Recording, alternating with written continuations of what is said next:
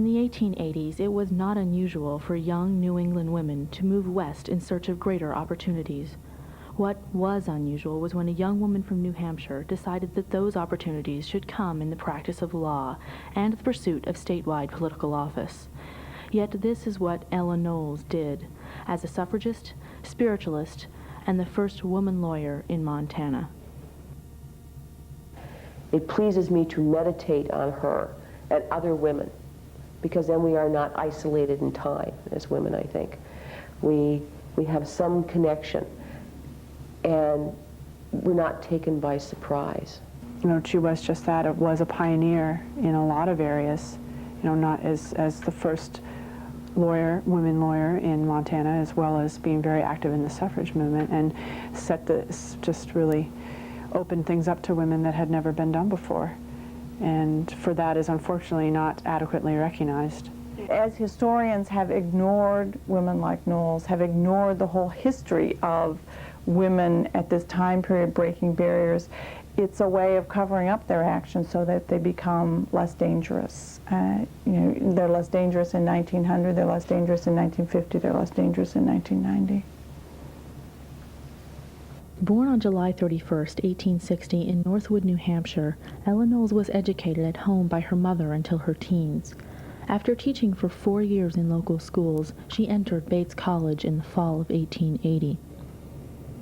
Being at Bates was surely very empowering for many women who, you know, this was one of the few places where they had an opportunity to get an education. The basic expectation for women from the mid to the early 20th century was that they would get married.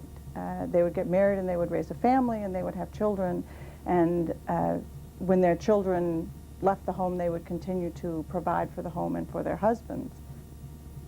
If a family had money for children's education, they were much more likely to give that money for educating their male children, because it just seemed much more likely, it was much more likely that the men would find a use for skills that they learned at college, whereas women were still much more likely to get married and to live on their husband's income. It was also often by parents seen as just totally inappropriate for women to be educated. Wouldn't that make it more difficult for her in the long run to be a satisfied and successful wife and mother?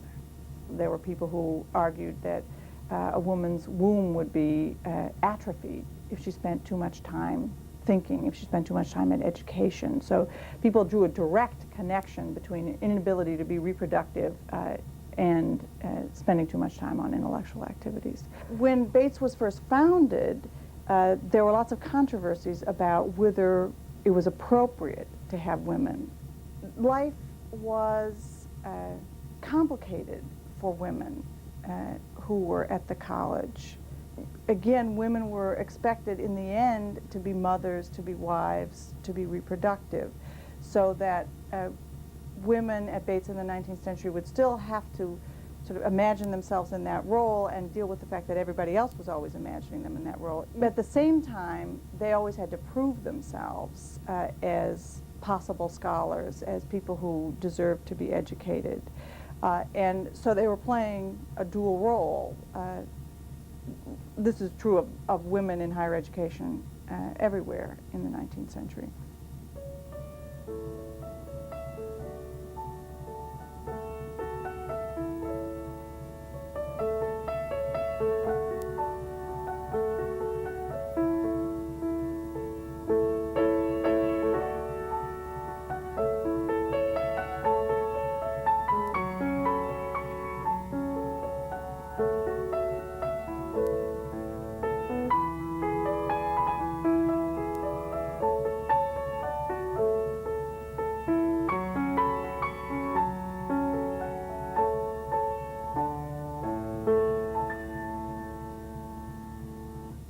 She wouldn't accept a second-class citizenship as a Bates student just because she was a woman.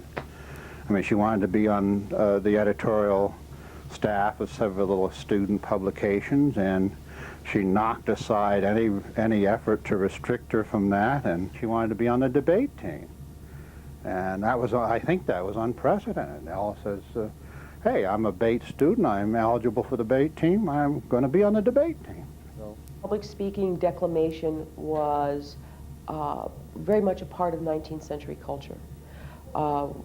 People had schools had declamation contests, and public speaking became the hallmark, particularly of a young man, and to a lesser extent a young woman, where you did interpretive readings and whatnot. It was part of the popular entertainment and part of one's education. She surely had to fight in order to do that.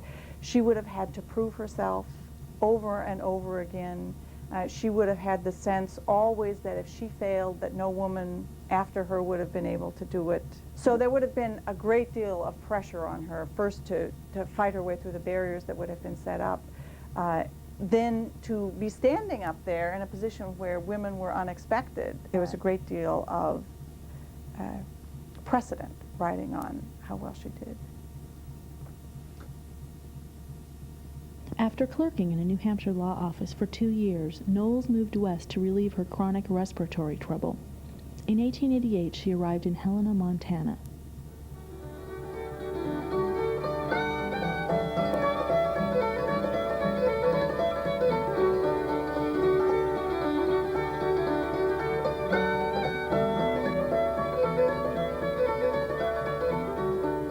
So the period roughly after 1883, when the railroad arrives in Montana, and 1893 is really a halcyon period in Montana's history. Its population burgeons, its economy skyrockets. So it's a very heady time in Montana's history.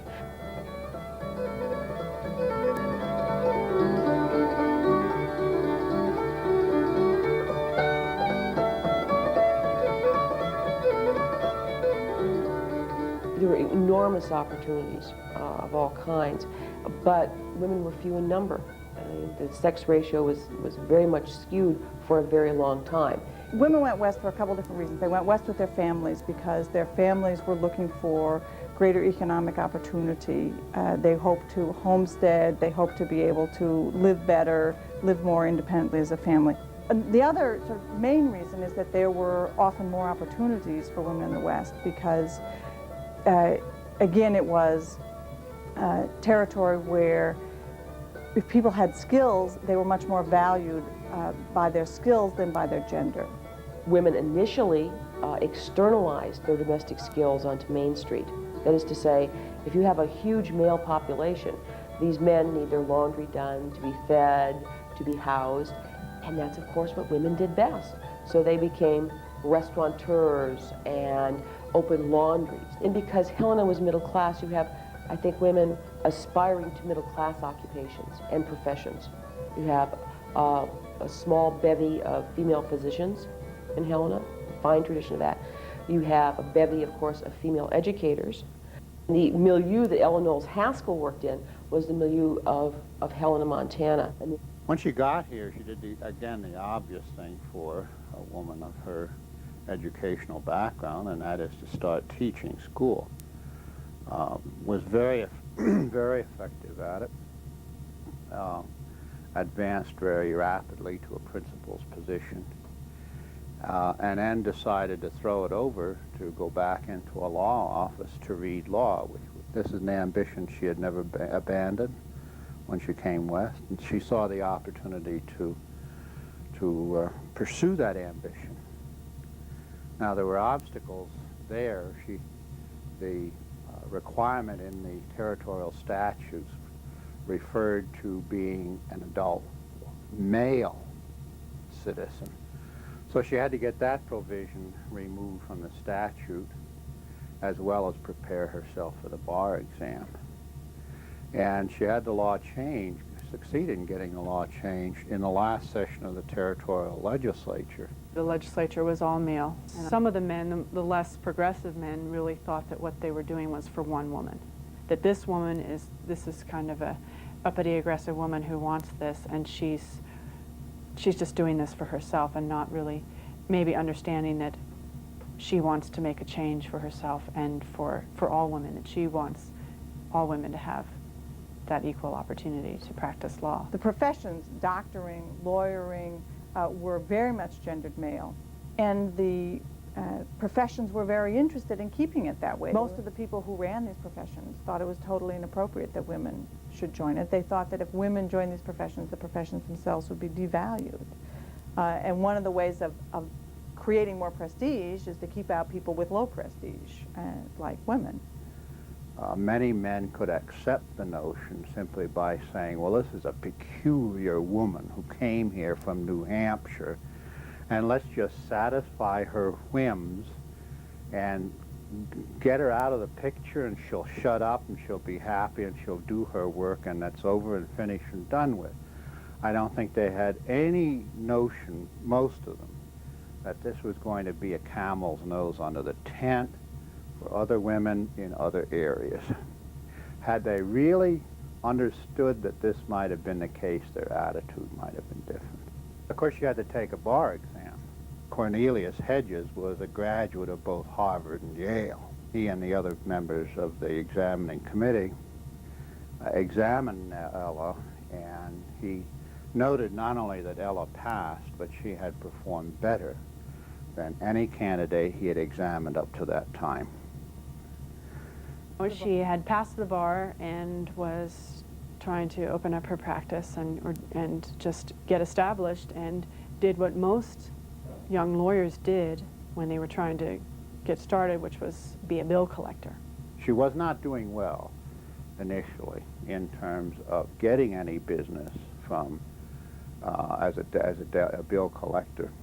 And she knew that some of the merchants on Main Street, as Last Chance Gulch was then called, had bad debts, had outstanding debts with customers.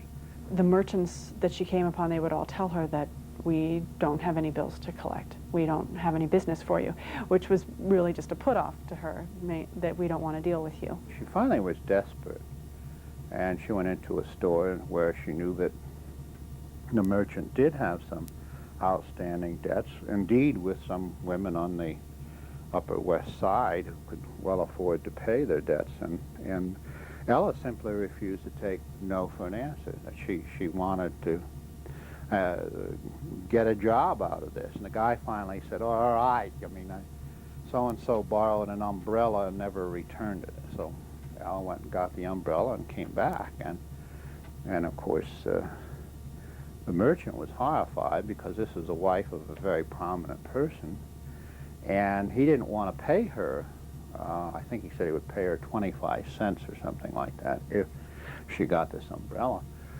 And Ella, in effect, almost set up a kangaroo court right in his own store and appealed to the customers, saying, look, this is the situation, customers. This man said I could go collect his umbrella and he'd pay me for it, and now he's reneging on his promise. And all the customers were upset and sided with Ella. So the merchant gave her his the 25 cents, and she kept that particular coin as a memento. This merchant and others became steady clients of Knowles as she quickly built a successful practice. In 1892, 3 years after passing the bar, she was nominated to run for office as State Attorney General by the newly formed Populist Party, an unlikely coalition that included farmers, mine owners, nativists, and suffragists.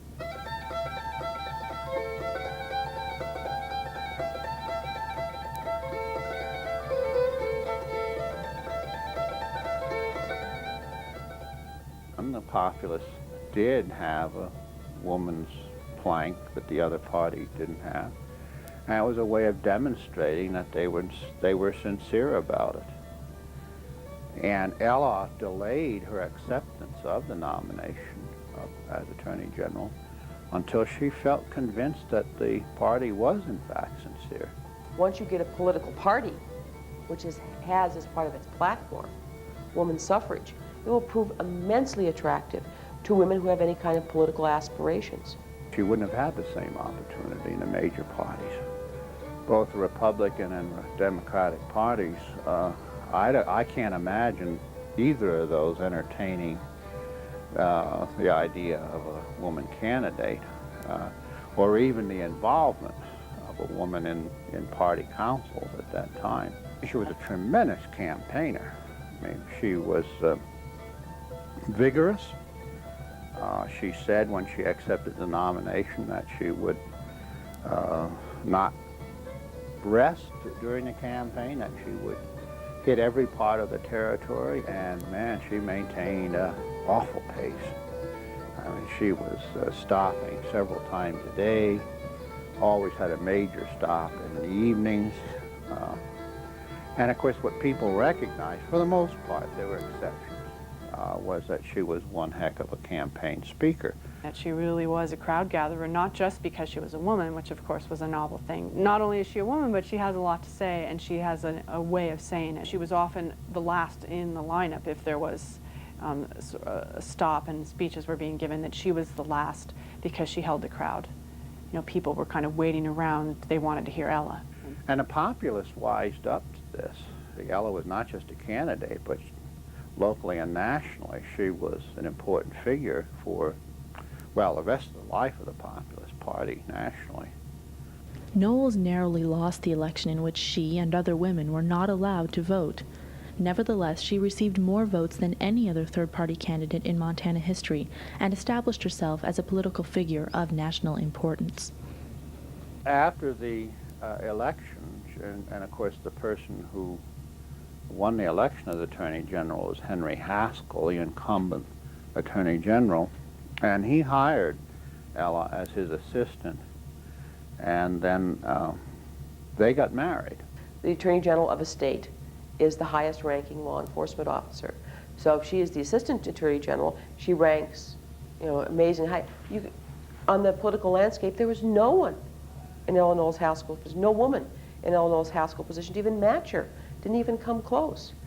After Haskell's term was up, the couple went to what was Haskell's hometown when he came from New England. He was also a New Englander. And that's Glendive in the extreme east central portion of the state. And it's at that point that the marriage breaks up. And divorce has been always really quite common. And it was very common in the West. For many decades, the Western states led the Bureau of Labor's list of states having the most divorce, or posting the highest rates of divorce. And Montana was certainly no exception to that. When Ella left her husband, Henry Haskell, and ended up in Butte, Montana, that she in effect was entering quite a large feminist circle that existed in Butte at that time. Mostly school teachers and librarians, but not exclusively, and women who really formed the nucleus of an early women's rights movement in Butte. There was a small circle of theosophy people in Montana at that time, and I assume she was part of it. She joined everything. She read Madame Blavatsky's writings. Ella Knowles was part of a vast popular culture interested in such things as spiritualism, theosophy, phrenology. Spiritualism is a way of establishing relationships with the dead. It's very interesting and that women were very much involved in that because they are, in our culture, the brokers of relationships. So why not try to continue that nurturant role beyond the grave?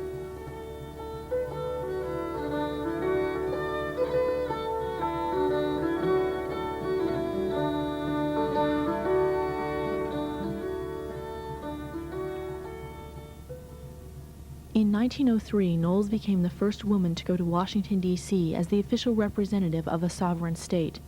She won a $200,000 legal judgment from the Department of Interior, and suffragist leader Carrie Chapman Catt named her as the most successful woman attorney in the United States. Until her death in 1911 at the age of 51, Knowles was herself a national leader of the movement to secure the vote and other rights for women. When Montana entered statehood in 1889, there was a tremendous drive on the part of women, particularly in Helena and to some extent Butte, to have woman suffrage, or at least a male restriction on suffrage, kept out of the new state constitution. Women's suffrage was successful in the West long before it was successful in the East, despite the fact that the ideology of suffrage was anchored in the East. In the 1880s, was a time period when there was a lot of activity going on around suffrage, which had begun in 1848 with the Declaration of Sentiments and Elizabeth Cady Stanton, and then continued after the Civil War up until the First World War. And this was a time period when there were quite a number of women going around the country trying to make speeches in favor of suffrage, in favor of women's rights. You expected to have to convince a lot of people of the correctness of your being allowed to be a newspaper editor or your being allowed to take on a particular job.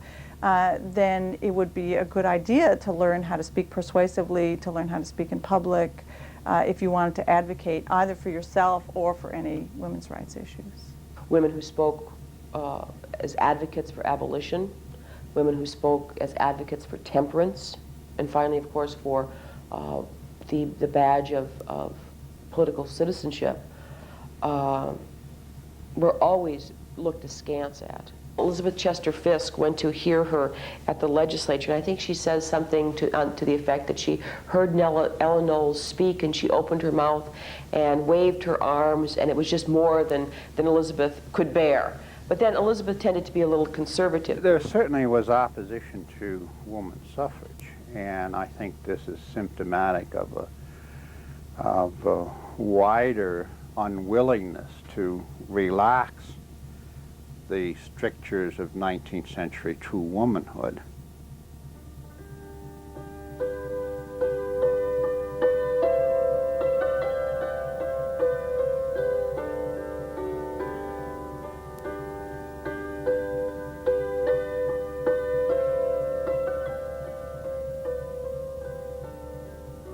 Ella Knowles addressed the legislature at one point. The legislators were very courtly, very paternal.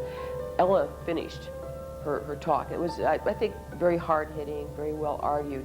And another legislator got up and sort of responded to her and basically said that the suffrage would unsex women as it did Ella Knowles, who had just spoken. And that was a cheap political shot, right? And Ella provoked that. She was very straightforward. An advanced woman, I think, as one observer said. She was a lightning rod for suffrage and an organizer. When women's suffrage in Montana was at low ebb, she kept the fires burning. She addressed the legislature. She kept the idea of populism and women's suffrage before the public eye. She made them synonymous. And so she could push the populists once they came they had a kind of swing vote in the legislature. She could push them to do something. And she was, in politics, especially 19th century politics, there's always a kind of linchpin person, a person about whom all turns. When you think of women's suffrage in the 1890s, early 20th century in Montana, you think Ella Knowles. In both her time and our own, the life and work of Ella Knowles has broadened social understanding of women's aspirations and abilities. The more that we learn about what women have done, the more we are empowered ourselves. She galvanized the rest of the women. And part of that, I think, had to do with her being appointed the Assistant Attorney General. I mean, suddenly, all was possible. If Ella Knowles, why not me?